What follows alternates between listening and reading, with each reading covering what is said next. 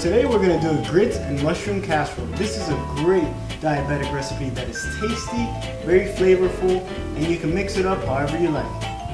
We're going to start with 3 cups of water, 1 cup of grits, 3/4 cups of cheese, and you want to use a reduced fat cheese. If you find mild cheese or sharp cheddar, even better, but make sure it's reduced fat, it's healthier. You're going to salt and pepper for taste and any other spices that you will like. And we have 2 different portobello mushrooms. I got 14 ounces of the big portobello caps. We're only going to use half of these, and also 10 ounces of the baby bella portobellos. And we're only going to use half of these as well, because in other videos we'll show you how to maximize your spending and use the other half for a different meal that's going to taste completely different and be very tasty. And we're going to finish off with some hard salami. You could use any other meat that you like. This one has 3 ounces. You could go up to 4 ounces if you are a meat lover, but I like to cut down a little bit on the meat. And then also egg whites. Egg whites are great. We're going to use 4 egg whites, and that comes out to 3/4 cup of egg whites. So just measure this out. Make sure you shake it before you use it to get it mixed up real well. And we're also going to use 2 regular eggs in this meal. And last but not least, garlic. You can't forget the garlic.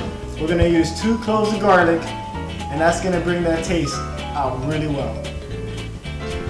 Alright, so we got our mushrooms here, and this is great food for diabetics because it's low on sugar and high on protein, and it tastes great. What we need to do is wash them off. Some people rinse them off in the sink, but that causes the mushrooms to soak up a lot of the water, and it prevents the flavors that you want the mushrooms to get to soak in. So I like to use a little damp paper towel and just brush them off. Make sure you get that dirt off. Alright, so you want to cut these mushrooms up in just nice slices. The reason we got 2 different types is because the big portobello caps actually have a thicker consistency than the small ones, and it's going to give you a really good flavor when you're chewing them, a really good texture. We're also going to be using 1 bell pepper. Now zoom into the shot.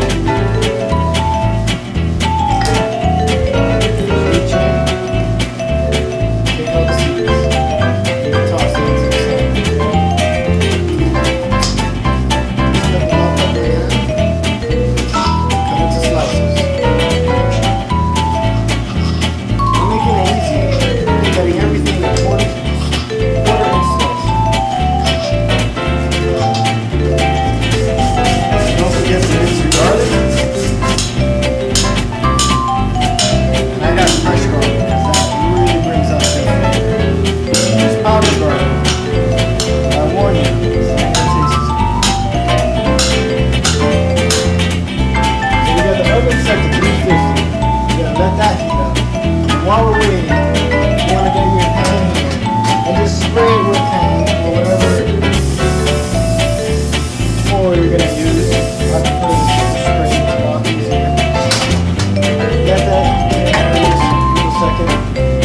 We'll put it in the oil. Now we're going to heat up our saucepan. We're going to go real high just to get it boiling. Get those 3 cups.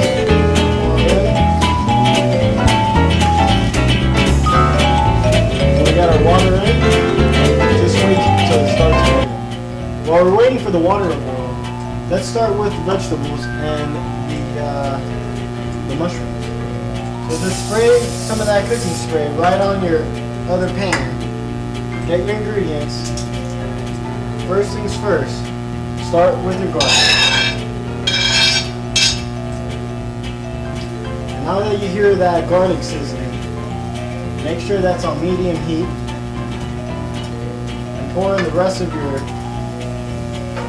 peppers and mushrooms. we got the mushrooms and peppers cooking, and we want to wait about 5 minutes until the mushrooms and the peppers get real dry before we add the meat. We're only about a minute in cooking, and you can add your spices now. Just add a little bit of salt, not too much, and some pepper. You can always add any other spices you like, cayenne, or even more garlic powder, whatever you like the most. But now we're 5 minutes in, and we're gonna add our meat. I got salami, you might have pastrami, so we got the grits boiling in there. Leave it uncovered for 5 to 7 minutes on low heat. Alright, so we got the grits almost done, and actually they look pretty good. You can see that they've taken up all the water, and they're still a little runny, but that's okay. They're supposed to be like that. They're going to harden up when they get a little cooler. So take them off the heat, turn that off, and just add 1/3 cup of cheese. I'm just eyeballing it here, but if you want to be specific, go ahead and measure it. And we're going to use that rest of that cheese later. That should be about 1/2 cup. Just mix it in. Add some salt. Not too much, of course. So we got our 2 eggs and our egg whites, and we just want to make sure our eggs are nice and stirred in there. Now that I stirred the cheese and the salt and the grits, we want to pour it on that Pyrex pan that we had coated earlier. Just pour it all in there.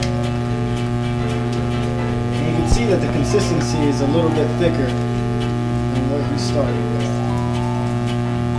Just get it all in there. So we got our grits in our pan, and we got our veggie and mushroom mix ready to go. So what we're gonna do next is add the eggs to this mushroom mix. Now I let this cool just for a minute or two because I don't want to cook the eggs, I just want to mix them in there. So remember, this is mostly egg whites, but still some regular eggs to give it that nice egg yolky flavor that I know everybody likes. Get that all in there. Mix and just pour it right on top of the grits.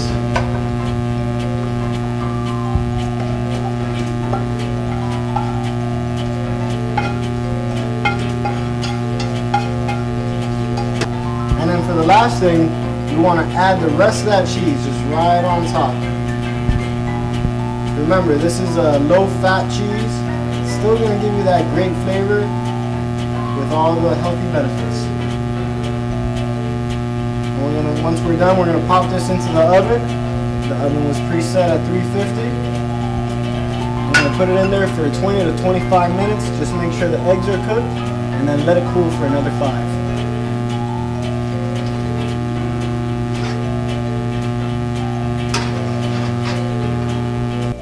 And our grits and mushroom casserole is done.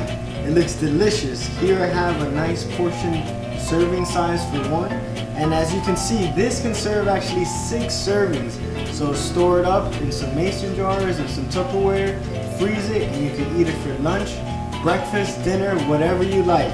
It goes great just by itself. It has the vegetables, it has their starch, and it even has a little bit of your meat and protein. This is one serving is only going to be 230 calories. So this is really great for diabetics.